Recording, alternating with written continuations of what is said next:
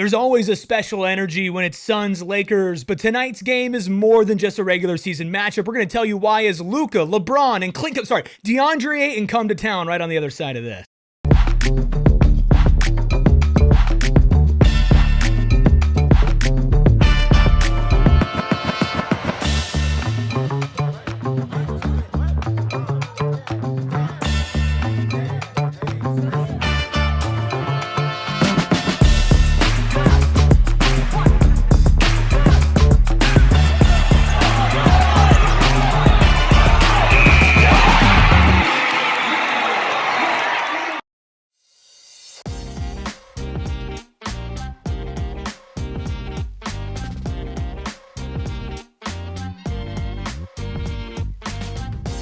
Psychos and sickos unite for a fight for the 6th seed edition of the PHNX Suns pregame show, of course, brought to you by our friends over at Gila River Resorts and Casinos. You do you at Gila River Resorts and Casinos. Visit playatgila.com for more details. The last game before a 4-day break from games. Let's end it on a high note. I'm Eric, that's Gil. We got Espo, and of course, the freckled Mamba behind the Mac making all of the magic happen. But Espo, we are not the most important people here tonight, and we are not the most important people here tonight. Well, first off, you want to end it on a high note. We're getting pure edibles. Is that what you're saying? I was thinking crunk juice. By the way, hello and welcome to everybody in the chat. Ramon, Kara, Buddha the Schizo, Falcon, Papa Ruby. Even though your son didn't say hi, I'll say hi to you. And everybody else there in that chat, hit that like button, and we'll talk with you throughout the show. I have a question for you, Gil.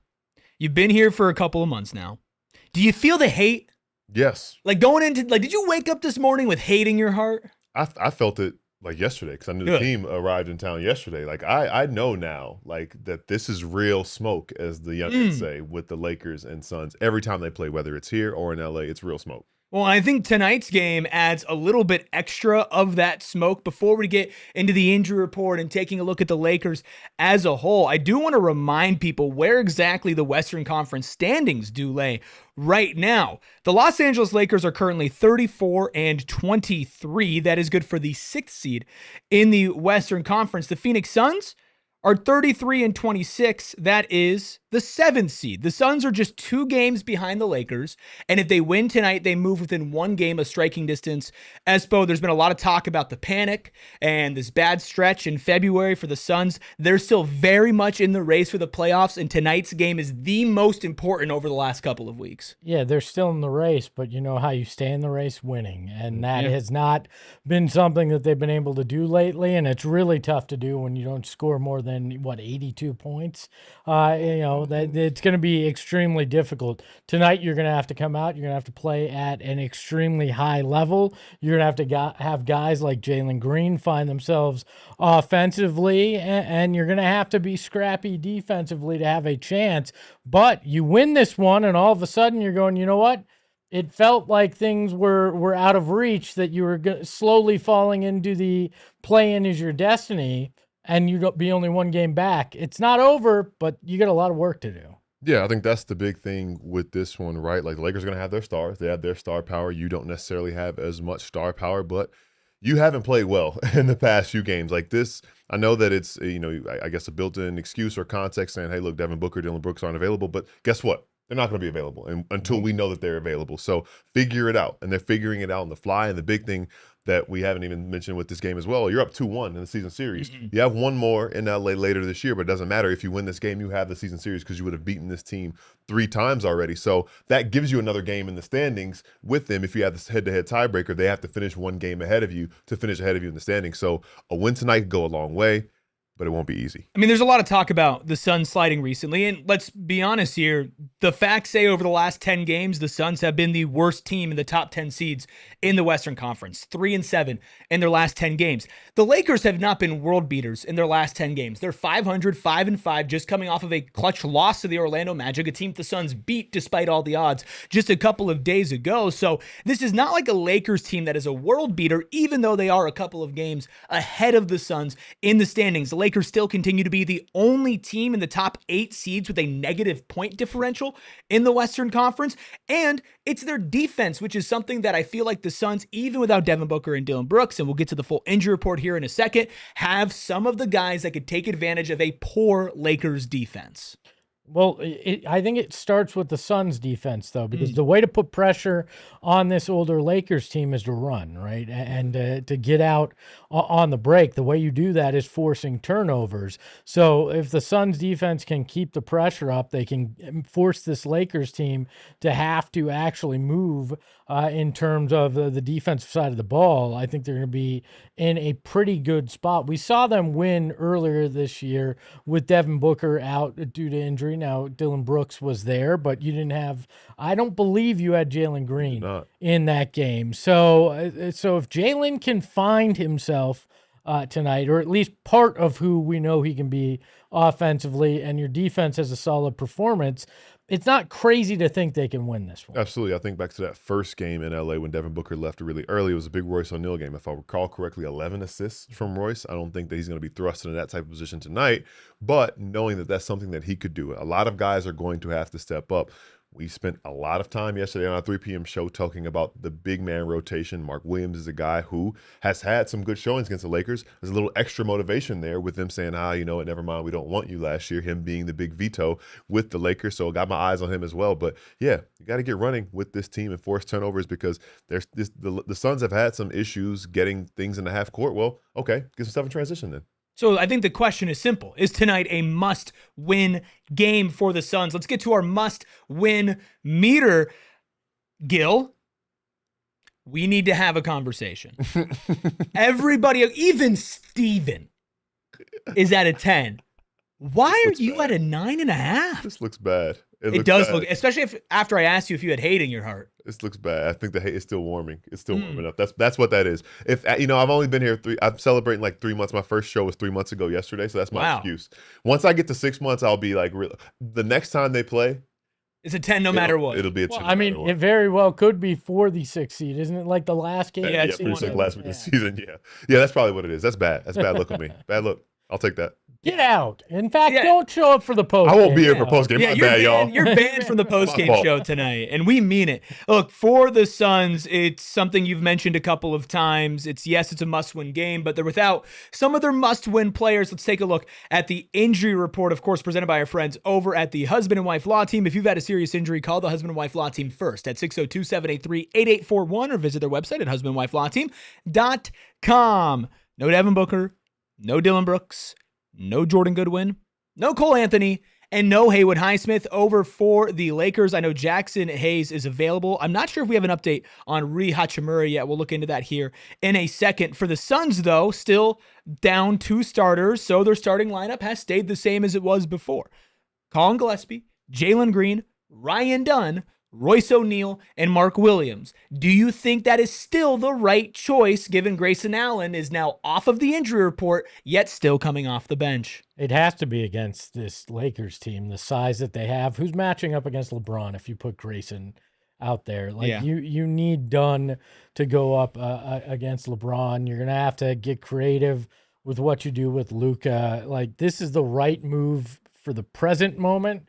We can have discussions as they move forward after tonight and the four-day break. I know the last couple games, Sunday, you got to throw that out.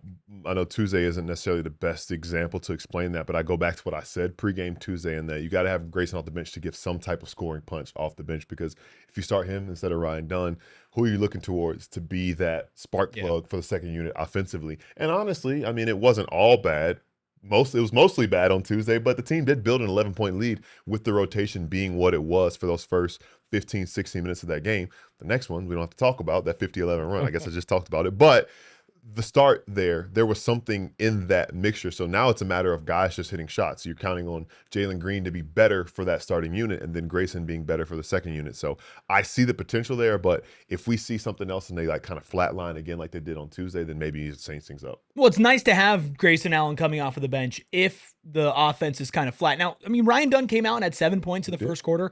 He ended with 10, which I know a lot of people were kind of poking and prodding at, but if I told you Ryan Dunn was going to end up with 10 points, you'd take it no matter how you slice it, right? So with Grayson, my only concern is getting out to a slow start against this Lakers team. While they are not good defensively, they do have a lot, and I mean a lot of offensive firepower between Luka and LeBron, and at times DeAndre Ayton as well if he decides to have a good game. So it is a little concerning if you come out flat tonight that I don't know if they have the scoring punch to drive back in it. But if you don't have Grayson on the bench and you move Ryan there, you have zero offense on the bench at this point. I mean, unless you're looking at Jamare Bouye is going to light things up, or you think Oso is gonna have some otherworldly night. I feel like that's part of why you're hedging your bet by keeping Grayson with that bench unit. Is yeah, it could add a little bit more firepower to your first unit, but it's going to give you zero on the bench. And thinking about the rotations, I think the answer is if the first unit comes out slow or flat, put Grayson in like first up, like 3-4 minutes in the game, just go and make him basically the sixth starter anyway, if it comes to that. But I guess you hope that Jalen Green's better. And you talked about Ryan Dunn's good start on Tuesday. A lot of that was hustle plays. He had a put back. He was in the right spot. So those things are replicable, especially against the Lakers, who we've seen are an older team. And if you want to out-effort them or outwork them, which is something we really haven't seen the Suns do that much as of late, that's an opportunity for Ryan Dunn to kind of get that offense, and other people in that starting unit can create for him. We can play off of them. So that's what you're hoping for. But if it doesn't work, bring Grayson in ASAP. Little concerned about Ryan Dunn foul trouble tonight. We've seen it ever since almost Lakers his first time in the league. Like every time Luka's on him, he draws 2 fouls. LeBron knows that he's going to be aggressive, and maybe being in that starting role, it's going to be easier for him to pick up those fouls. So he has to find a way to be your most effective perimeter defender, your number one stopper, without picking up 2 early fouls in the first quarter, which is something the Lakers can do. Now, we know these last couple of games, they've been blowouts. The fourth quarter hasn't mattered, and we would like for the Suns to at least compete and get to clutch time, give themselves a chance. That's still going to be an uphill battle, and I'm going to tell you why in our credit check presented by our friends over at Mountain America Credit Union, the official credit union of the PHNX Suns, and that's because the Los Angeles Lakers are the best clutch team in the NBA. Part of the reason why they have a negative point differential, but a positive record, is because of this. They're 16-4 in the clutch. That's first in the league. They were 13-0 in their first 13 clutch games, 3-4 in their last 7, though, so they have fallen off a little bit. 7.8 points per clutch time, 52% from the field and 39% from deep. Espo, we've seen the Suns, recently against the Magic, be able to overcome these impossible odds in clutch time. Tonight might be one of those nights where if you get into a battle with the Lakers, that's not going to happen. Tonight, if you're in clutch time, you should consider yourself lucky in terms of the way things have gone, and I'll take my chances if you get into that and it comes down to a rock fight with the Lakers in the final 5 minutes. I will consider that. There's no moral victories, but I'll consider that a win based on the way that they've been playing, and I'll see how things play out. I mean, you didn't think against Orlando you were going to win in double overtime, and Jalen Green hits an extremely clutch shot, and you saw Grayson have moments. So, yeah, the numbers are what the numbers are, but I'll take it getting the Suns in a close game in the final 5 minutes. It's been interesting how the season series has gone between these two teams. 2 blowouts from the Suns, and then the Lakers' 1 win was a game that was decided in clutch time, and there were some controversial calls down there, and that probably has a hand in them being so good in the clutch as well. But we're starting to see maybe some flaws in what they're doing, their execution. Last game, their loss to the Magic was inexplicable. Luka had a shot, and he didn't. He literally passed up a wide open Didn't three. take it. He throws a grenade to LeBron like it was the end of the shot clock, but it was the end of the game, and they lost because of that. So I'm curious to see how they bounce back to that, if that is a game that we find ourselves in clutch time with. But at the same time, this Lakers team just has that weird aspect that's like kind of something you can't really put a finger on, that sometimes they just get blown out, and it's kind of inexplicable. And I think you said things called being frauds. Yeah. Oh, I mean, they're completely fraudulent. Yes. And tonight's the kind of night that you may be able to expose just how fraudulent they are, even though you're massively depleted. Go out there and find a way to get the win, and the emperor has no clothes at that point, right? And, you've got to avoid the Lakers tax, although it got so big, I think we could call it a Lakers tariff at this point. And you got to hope that doesn't do you in as well, because you were playing against that also, especially when it comes to a Suns-Lakers game. King Dirtbag, I'll get to your super chat here in a second. I do think when it comes to this Lakers and the Suns team, and you look over the last 10 games, it's very funny that they play a lot of like the same teams, right? So the Lakers have lost to the Magic recently. They lost to the Celtics. They lost to the Spurs. They've lost to the Thunder, and they've beaten some of the teams that the Suns have beaten. They beat the Nets, and they beat the Mavericks. Now, they've picked up a couple more wins here and there. Win over the Warriors, a win over the 76ers, but none in convincing fashion. So these two teams are about the same right now. But what wasn't the same, Espo, was the first time that these two teams met, and Devin Booker exited the game early.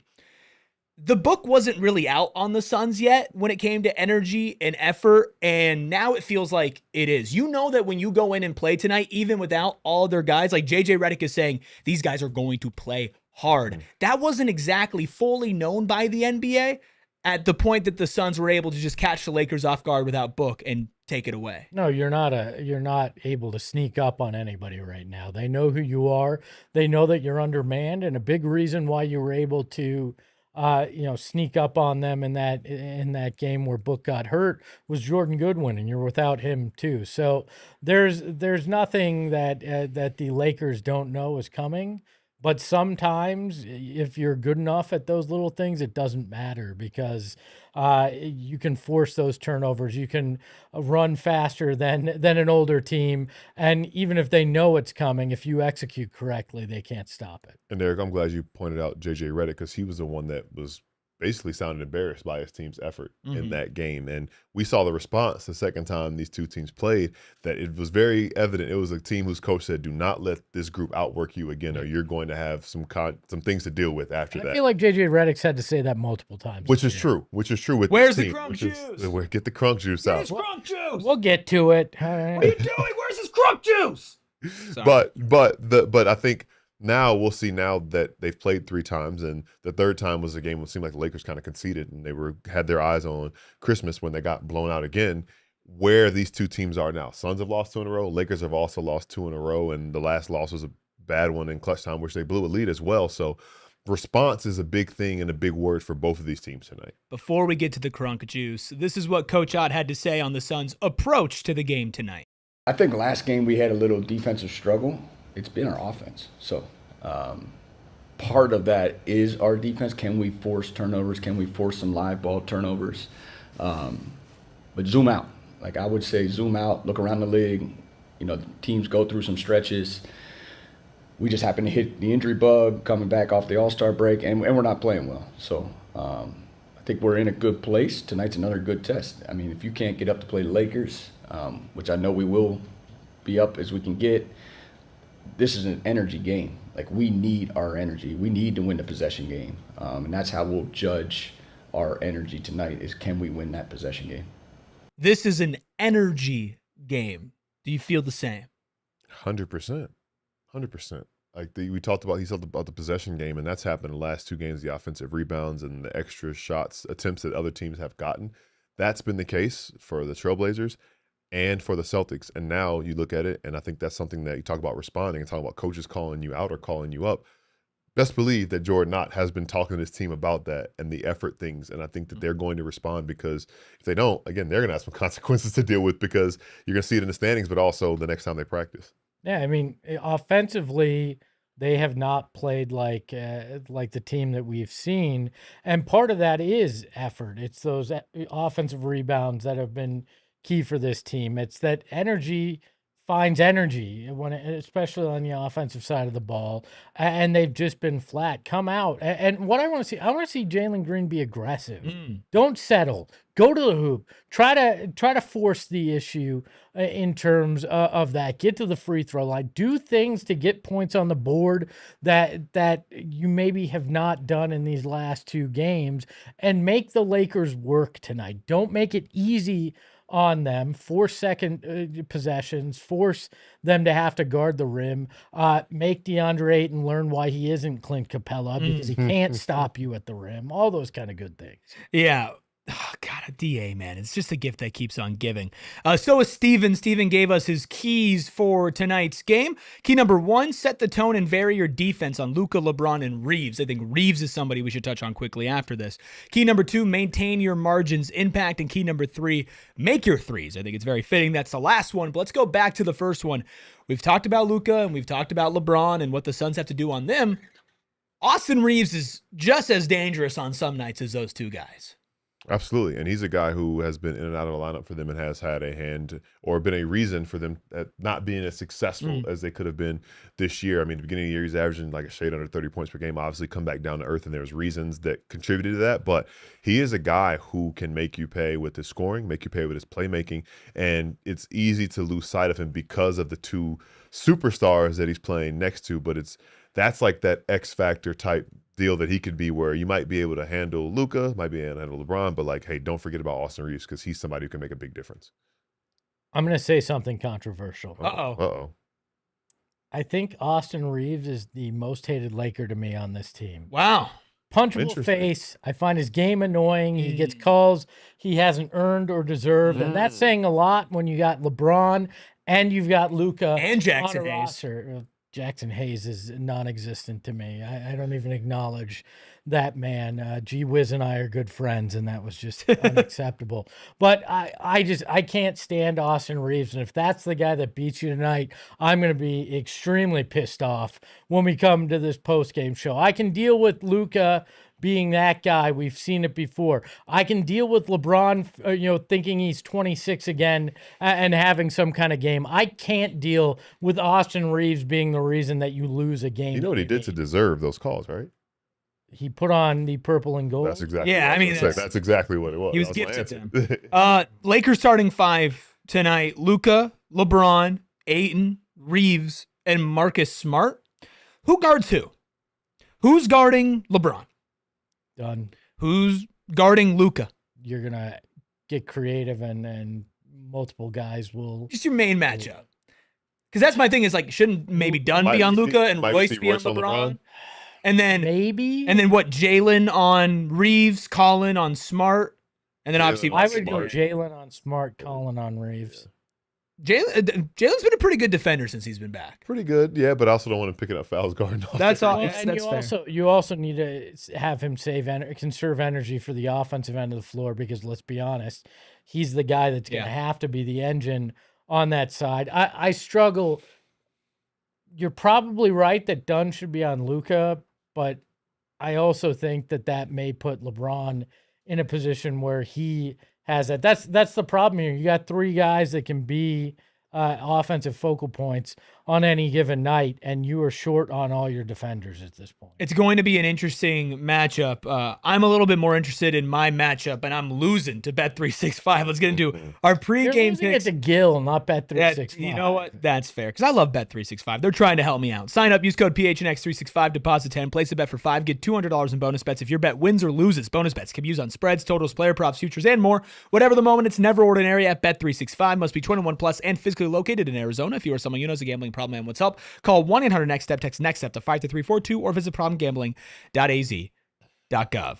I'm scared. Espo, you're getting real lucky that I'm real bad, because look, minus 311 is nasty work, but minus 230 is also nasty work. But I've been in this spot before, and I've still won previously, so I'm not concerned. I'm not concerned with where I am. I'll get there. How are you hitting your bet tonight? Oh, well, you know what? I'm going to a man that we've said you shouldn't bet on, and I don't care. I'm going to bet on Royce O'Neal 10+ points, Royce O'Neal 7+ rebounds, Colin Gillespie 3+ assists. It's a plus 850 with a 30% profit boost. Time to chip away at that negative number. Royce on the glass. I'm the same way with you. I'm trying to chip away as well. I'm not going big. I'm going Mark Williams over 18.5 PRA. Show that fraud DeAndre Ayton what's up. I'm taking Jalen Green over half a stock. In 3 out of his last 5 games, he had 3 stocks in those games. Now, they were 3 consecutive. His recent game, he had 0. I like that line at half a stock. I'm also taking Grayson Allen over 3.5 3-pointers made, not 2-pointers made. 3-pointers made at a plus 410 with a 30% profit boost. So chip away a little bit. I think if I win this bet, Espo, and you lose, I'll be ahead of you in the standings. It's got a claw. Yeah. Got a claw. 42 unbothered. At this point, I'm playing to not be in last. Gil, you're in first. What are you putting your money on? Oh, well, I'm getting worried here, but I'm going Grayson Allen 15+ points, Mark Williams 10+ points, Luka Doncic 7+ assists, Ryan Dunn 3+ rebounds, and then under 229.5 game points. That's an alt line. I don't think the offense is going to be there all the way. And that's plus 460 with a 30% profit boost. I need to see one go through badly. Mr. Freckled Mamba, the only one who's actually somewhat close to Gil. We need you to step up if you're going to pick up the win here. How are you doing it? I need Jalen Green to score 15-plus points, Colin Gillespie to hit 3 or more threes, LeBron James to score 15-plus points, and Luka Doncic to dish out over 7.5 assists. All that is a measly 250, which I think is kind of crazy, but that's also plus a 30% profit boost, so it makes it okay. So we will get to our win predictions and our watch along, which we will be doing right after this. So we'll be ending here. We'll be moving over to our watching area. We're going to watch the whole game together. So make sure that you're subscribed to the channel. You hit like on this video before you head out of here. But before we head out of here, we have got to talk about the most recent article dropped by Dave McMenamin on DeAndre Ayton. I need to read this excerpt to you from this article. Quote, asked if the effort he played with was recognized by his teammates, leading to more opportunities, Ayton gave a diplomatic answer. The ball finds energy, Ayton told reporters. I said the same thing. They believe in me when I'm down there and sealing and they see me running hard to the rim and crashing. They reward me. It was Ayton's first 2010 game in nearly a month, and to him, proof of the role he should occupy for the Lakers more often. When he was finished speaking to the group, Ayton made his way back towards the showers and said what he really felt, loud enough for anyone still in the locker room to hear. Quote, they're trying to make me Clint Capella, Ayton said, referring to the Houston Rockets' now backup center who a decade ago made his impact as a lob-catching, rim-running big on a team that made it to 2 conference finals. Quote, I'm not no Clint Capella. No, you're not, sir. You're not as good as Clint Capella. This is coming from a guy that defended you for years because I saw the promise, but never saw you deliver on it. You know what you are? A rim-running big that catches lobs and tries to play defense when you want to put forth effort. That's what you were here. That's all you'll ever be in the NBA. So you should be lucky to be Clint Capella in that situation. And, that's the role I should play. Then run harder. Do the things that got you that. Don't disappear like you have at every stop in your NBA career. Yeah, I don't have the history with him like others do, but all I can say about that is I can't believe it's not Centel. I can't. Oh, yeah, I for sure thought it was fake. I can't believe that. I for sure thought it's so funny because I did have a Centel tweet that came up on my timeline where they said that they cut off the crust of DeAndre Ayton sandwiches so that it's not a choking hazard. And then literally right under that was the DeAndre Ayton quote, I'm not no Clint Capella. And I'm like, I cannot believe that only half of these are fake. And look, Clint Capella is a better basketball player than DeAndre Ayton has ever been in his life. At his peak for his career, the Suns would have killed to have Clint Capella. Now, I will not say DA was not important here in 2021. I'm not revisiting that because he was. But he was a rim-rolling big when it was important. The best play he had was a rim-rolling lob. Yeah, it's just the lack of self-awareness. Honestly, I'm jealous. Like, I'm genuinely jealous of it because it must be so nice to be so bad and so unaware of your faults and making millions of dollars and you still don't get it, and no matter what happens you just won't get it. It must be so nice to not have a shred of self-awareness. Like, life must be so easy to just go and be like, oh yeah, no, I'm amazing. Like, oh my God. Yeah, I do it without the $1 million. Yeah. Well, dude, he is probably going to go off tonight. I don't care, though. Like, he could go off tonight, and then Lakers fans are still going to get on Twitter and be like, Suns and Trailblazers fans were right. This dude got bought out of a max contract. Yeah, he sucks. He's pathetic. I mean, the one thing that's funny about the Centel thing is these NBA guys don't eat sandwiches with crust. They eat Uncrustables. There's like stacks of them in those the things locker rip room. though. Uncrustables do kind of go. I had my first See, one I haven't had Uncrustables in a while, but they do rip. No free ads. Let's get out of here with some super chats from King Dirtbag 69, aka Steve Keim School of Drunk Driving. We'll start from the bottom, work our way up. Says DA is the Anthony Bennett of Mark Williams. This is a big game for Mark Williams. We did a whole show yesterday about how Mark Williams has been struggling. Don't struggle against DeAndre Ayton or this fan base is going to freak out. Gil, that's the hate I'm along. freaking out, yeah. Gil's feeling... my hate, I don't know why. Gil said, we got a watch along to get to. Hurry up, Eric. Another one with a 199 super chat says, today is my 33rd birthday. Hey, happy birthday. Happy birthday. King Dirtbag 69 says, please don't F me, PHX. Let me just say this. You look like shit for 38. The profile picture is Steve Keim. And then another 199 super chat says, let's not effing suck tonight. I think that is a great note to get out of here. You should have given the pregame speech. That's true. But we'll be making our predictions for the game over in our watch along on another stream here. So hit the like button on the way out of here. Subscribe on the way out of here. We'll be back for all the goofiness. If this game gets out of hand, we're going to have some fun. Then we'll be back for the post-game show back in this studio. Make sure you are here. We'll talk to y'all very soon. We all silly like the mayor.